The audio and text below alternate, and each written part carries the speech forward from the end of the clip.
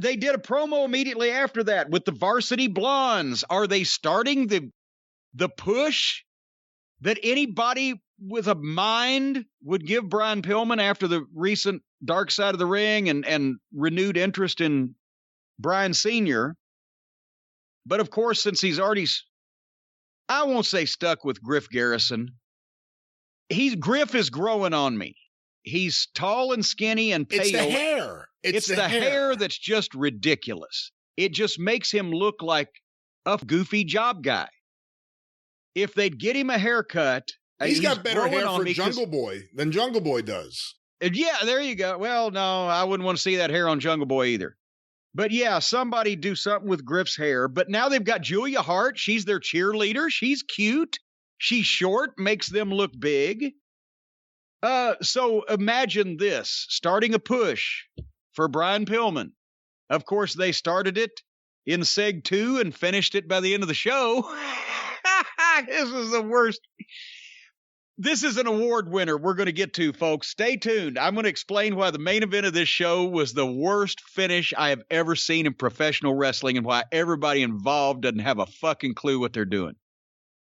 The interview that Brian and Griff did was all putting the Bucks over as great people. We don't know what happened to them, but they were great. Well, I owe them my career, is what Brian said. And then Griff chimes in with, yeah, I was at a local show in 2018, and I got to work their merchandise table. Fucking hell. Can you make everybody on your program sound like a bunch of fucking nerds? Just a bunch of fucking sorry-ass, dickless nitwits.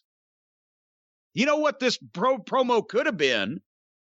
Because they had fairly decent delivery, just horrible material. They need a producer that has them speak like grown men instead of fucking basement-dwelling video game playing wrestling marks. I was at a local show in 2018. What Griff Garrison could have possibly said was, you know, in 2018, I was just a rookie. I was just starting out in wrestling, just a teenager. And I go to an event where the Young Bucks are in the main event, and they come in and I offer to shake their hand because I was a fan of theirs. And they said, hey, kid, you want to carry our bags? Well, I got news for you, Bucks. I was just a putz kid then, just a teenager. But right now I'm 6 foot, whatever the fuck he is, and I weigh whatever the fuck, and I'm bigger than you are. And me and Brian have worked long and hard to get where we are. And we've got an opportunity, and we're going to make the most of it. So whatever's going on in your guys' minds, whatever's changed your personality, I don't think there's any change. You were pricks to me when I was a teenage kid that looked up to you, and now that I'm a grown man standing in front of you, I'm going to be a prick to you back. That might have been what they had Griff Garrison say, but instead they had him recount the day that he worked their merchandise table. Fuck. Anyway, we'll get to that match later on.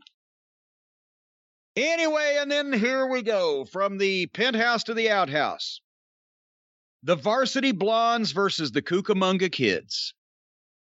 This was the worst finish I've ever seen on their television program. This was the worst burial of talent on purpose I think I've seen. Unnecessary burial of the Blondes. Unnecessary stroking of the Cucamonga Kids' ego for no reason. Once again, maybe somebody can convince me that they're just really stupid and don't know anything at all about wrestling psychology. I can believe that with Tony Khan, but not with these two little pricks. I think that the Jackson boys know exactly what they're doing every time they bury one of these young teams, while at the same time supposedly trying to help elevate them, sometimes even putting them over, but all in such a ass-backwards fashion that it somehow just makes the Cucamonga Kids look good and everybody else looks like a complete idiot. Anyway, somebody cut Griff's hair so he'll look like a male grown-up. That's all I'm asking you. But Julia Hart looks good with the Varsity Blondes. They've got the matching outfit. Pillman's looking good. As I said, Griff, his effort is growing on me. Please tan. Please put some weight on, but goddamn, somebody cut his hair. I bet you that Pieface and his brother Balding, the Cucamonga Kids, are charging Tony Khan for these outfits, making him pay for it. What do you think? The fucking Jesse Ventura feathered cap that Baldo was wearing. I don't know if he is or isn't, but I think it's good. I mean, that's the one thing I've liked a lot of things about the Bucks' heels, and them coming out there and being total heels as a smarmy tag team. It works. I think it's good. But I'm just saying they can't be buying these things on there. They've had a new outfit every week. They got to be making Tony Khan pay for it. Anyway, the Varsity Blondes opened up hot, and the Bucks bumped for them. Even though that idiot Brandon Cutlet with the face shield at ringside, he was getting in the way. But the first 5 minutes of this, it looked like they actually had caught the fucking plot. The Bucks were heels and bumping for the baby faces. And the baby faces were looking as good as they could. Now, of course, we're reviewing this match in a vacuum. I'll say this real quick. The way to give the Varsity Blondes a push is not just because there happens to be a well-regarded television program on containing one of your talents that a lot of people see and makes him a sympathetic figure. Yes, you should push them, but maybe don't fucking take them from almost obscurity and give them a World Tag Team title match in a week. Can you imagine if they'd again gotten some good mid-card heels to put together as teams from various places around the country, guys that halfway know how to work, that aren't signed up to one of the other companies, and give the Varsity Blondes every other week a nice win on television, and every other week a nice little personality piece or some type of promo so we hear them talk. And after 2 or 3 months, then announce that, well, you know, son of a gun, these guys have come along, and from losing preliminary matches back last summer, now they are in contention with their streak of wins for the tag team title, and then give them a match when they're somewhat over with these supposed World Tag Team Champions.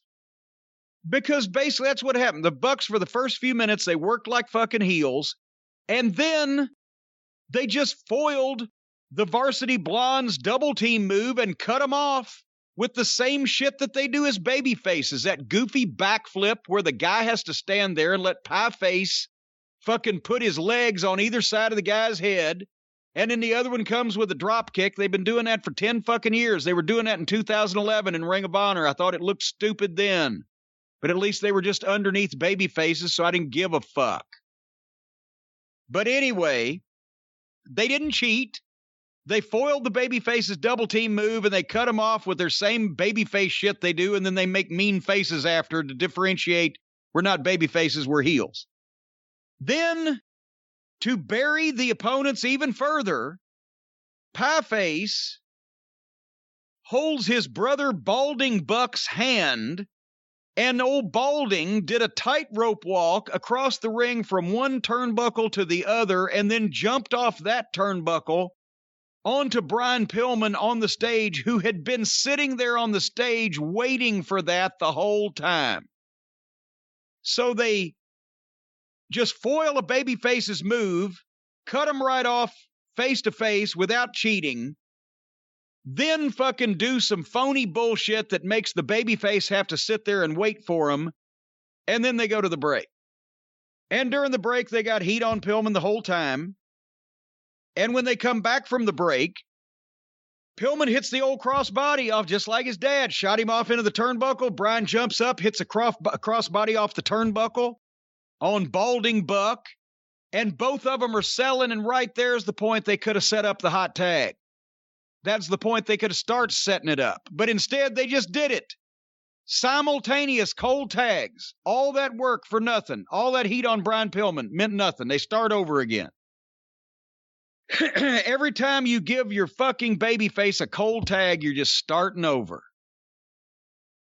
Brian hit the crossbody, and the direction he was going, because he came off of a neutral corner. Once that they took the crossbody and went down and he rolled off of the buck, he was rolling toward a neutral corner. He could have kept rolling and got into that neutral corner. And the buck could have gone up, and since he was about to tag anyway, because they did simultaneous cold tags, Balding could have tagged Pieface. Pieface could have jumped in over the top rope while Balding dropped down in the corner because he's just been crossbodied. Pieface jumps over the top and goes after Pillman, but Pillman fucking leapfrogs him or ducks between his legs or rolls past him while the other buck's still in the ring. He can get up and he can go after him, and Brian can evade him and go to the other neutral corner. Both of the bucks get together and charge in side by side, and that's when Flying Brian Pillman Jr. leaps off the top rope and does a flip over both of them and dives and tags old Griff Garrison with the fucking rotten hairdo. That's a hot tag. Then Griff can make his comeback. He did a good comeback. He had to, in the middle of it, for no reason, dive on both of them. They had to take a bump and roll out and stand next to each other. He runs and hits the far ropes. They've got plenty of time to move, but instead they stand there and he dives and does a corkscrew flip over the top. But then he threw him back in and was continued to try to win the match. So except for the fucking stupid dive that there was no reason for, and everybody does, he had a good comeback. But then everything, after they did a false finish, the Varsity Blondes, everything came to a fucking stop. And then Griff not only tagged Pillman back in, but gave him a flat-footed tag. Just here, boom, tag, and they go for a double team, and the Bucks foil the babyface's double team again, just foiled it, didn't cheat, didn't have any advantage, just foiled it, and took over on both of the fucking Varsity Blondes again. And it turned into a snail's pace as they start kicking the shit out of Brian Pillman. When you've made a hot tag to your babyface has made the comeback. Goddamn, if it's the greatest tag team match that's ever been held, and it's the most over babyface and heel teams that have ever been in a ring, occasionally you can tag the babyface back in that you got heat on. Usually only if you get another set of heat on the guy that got the fucking hot tag to begin with, and then give the other guy the real hot tag at the finish that's even bigger than the first hot tag and bigger than the first comeback, but that wasn't the case here. They just like to tag the babyfaces back in. Sometimes the babyface that made the comeback will tag the other babyface back in, and he'll do some shit and tag the other babyface back in. Now you're just going insane. So they slowed it down, started kicking the shit out of Pillman. Pillman fired up again, but the Young Bucks out-wrestled him again. Out-wrestled him and got him in a sharpshooter. Brandon Cutlet, I believe either Cutlet distracted the referee and the other Buck sprayed the can of spray, what is that, cold spray, training spray, whatever, an aerosol spray can. Either Cutlet distracted the referee or Cutlet sprayed the can, but the point is, they foil the baby faces after their comeback without cheating, get them both down. Then Pillman fires up again, but they out-wrestle him and get him into a sharpshooter. And while he's in the sharpshooter, they spray him in the face with the aerosol can. What the fuck? He's in your goddamn brother's fucking submission hold. Why are you taking a chance on getting disqualified to fucking interfere and spray a guy in the face when he's immobile? But the referee was buried deeper than goddamn China because all this shit was going on behind his back, and it's another thing he didn't see, and all these referees should be taken out behind the fucking barn and put down like old Yeller to begin with, because they're long since useless, because they buried every single one of them. So then, after they spray Pillman in the face while he's in the sharpshooter, they super kick Griff, knock him out of the way, and then old Pieface gets another spray can thrown into the ring. And this time, Julia tells the referee, and the referee, oh my gosh, he sees it in Pieface's hand and doesn't disqualify anybody. He just takes it away from him. And as he's handing that spray can out, they throw a third spray can into the ring to Pieface, and Pieface sprays Julia in the face. And poor Julia, unfortunately, has never been sprayed in the face in a working way in a wrestling angle, and nobody explained it to her. She did close her eyes. That was the funniest bit of selling I've ever seen. That was she did do her. She closed her eyes because we don't want anybody to be blinded. But besides the fact that the cameraman got a close-up on her closing her eyes, it's cold spray. When they sprayed her in the face, it was like it froze her entire body. She just kept waving her arms, but she couldn't move her face. They sprayed her for 5 full seconds. Oh, it's so bad, but I can't move. I'm rooted to this spot. Now, close your eyes, darling, and when you feel the spray on your face, grab your face like you've been maced or pepper sprayed. If you've never had that happen, have somebody do it to you once. You'll never forget it. I've had it happen a couple of times, and it's easy to sell. Anyway, now I sprayed Julia. And then she goes down. Now Pillman is up after being sprayed in the face and being in the sharpshooter, and small packaged Pieface after he turned around from spraying Julia, which the referee also saw, but nothing was done there. A guy in the match is using a foreign object. Anyway, 2 count, then Pieface stops Pillman again and just gets the sharpshooter on him. Just immediately gets the sharpshooter back on him with no effort whatsoever. And they drop poor Griff again. And then while Pillman's in the sharpshooter, Balding Buck does the thing where he leaps over and gives Pillman a face buster while he's in the sharpshooter. And instead of that knocking him out, which it didn't make any sense anyway, and the referee was standing there watching the fucking thing to begin with, he should have caused the hole to be broken. But since we're not trying to make sense or follow any of the rules or make this good in any way, if Balding Buck gave him the face buster while he's in the fucking sharpshooter, then that should have knocked him out and they just drop him and roll him over and pin him. But instead, he taps out. So let me just illustrate all of this. They got the heat on Pillman and beat him too, like they do. How many times have I said that? Unless you just want to fuck with a babyface and piss him off and bury him, you do not get the heat on the babyface and then beat him also in a tag match. They got the heat on Pillman and they beat him too, and the babyface tapped out on top of it. 2 interference and multiple foreign objects that the referee saw most of the way.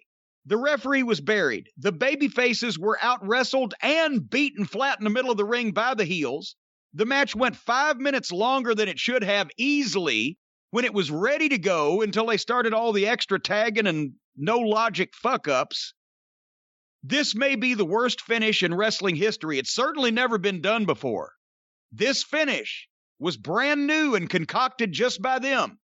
It has never been done before in professional wrestling, and for good reason. Because it sucked, it made no sense, and it buried the baby faces. And then after that, Moxley and Kingston showed back up and had a really sloppy fight with the Cucamonga kids, put them both out with double sleepers, and stole their tennis shoes. So, I don't know what to say about this fucking thing, but I think that if I was in charge of this company, I would have fired everybody involved in it and whoever fucking came up with it and the agent, if any, that helped lay it out.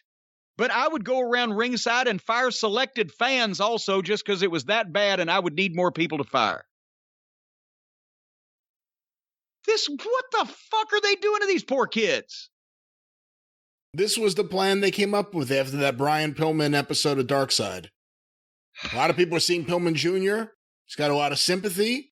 They mentioned in the promo last week, and then they bury him. Well, I shouldn't say bury, but then they beat him this week on TV. They buried him. They did everything that anybody that's been in wrestling for 2 years could tell you don't fucking do. And they're doing it on purpose. And they tell these kids that don't know any better and have never had it explained to them, because nobody's in a wrestling school anymore. They're in sports entertainment school and gymnastics class. The biggest part of wrestling school, of wrestling training, speaking from someone who's done it at a high level for a longer period of time than most folks out there, you teach guys how to think about wrestling.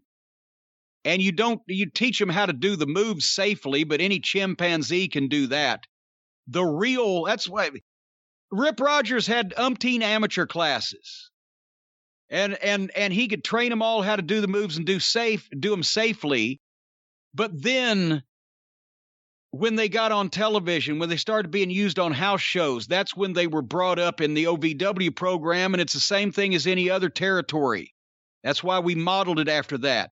When guys are just doing TV or training, they just need to know how to do the moves. But as they get to the point where you think you can get more out of them, they need to go into a more advanced class where they're in the ring with veterans, where they're being coached by veterans, and they're told the psychology of wrestling and how to think about wrestling and how to think about putting your match together and what makes sense and what doesn't, and how you get people over and how you bury them and how not to bury them when you're trying to get them over. The mental part of wrestling, which is the toughest, that none of these guys are learning anything about.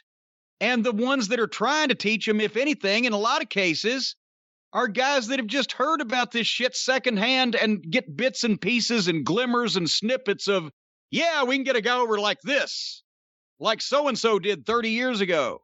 And they don't know that there was 6 weeks beforehand and 6 weeks afterwards of the so-and-so.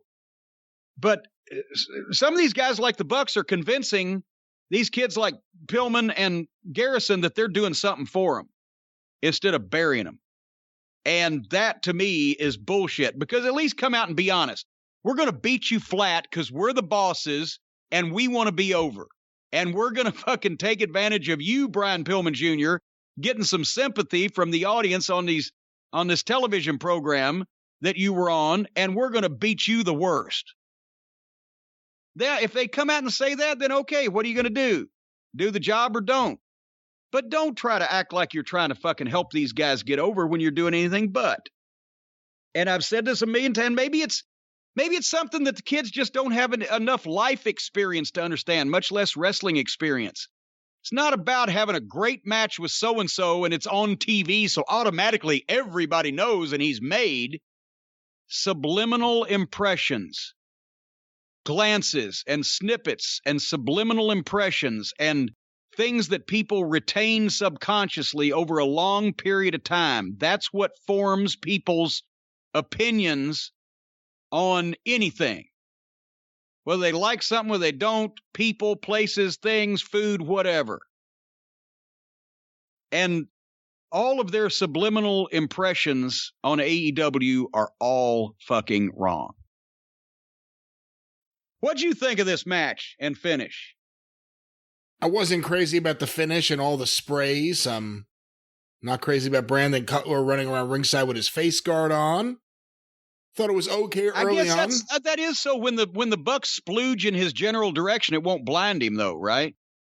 I thought the match was really good in a traditional sense early on, but like you said, it degenerated at some point. But I've enjoyed the Bucks as heels, because at least I can accept some of the things they do now.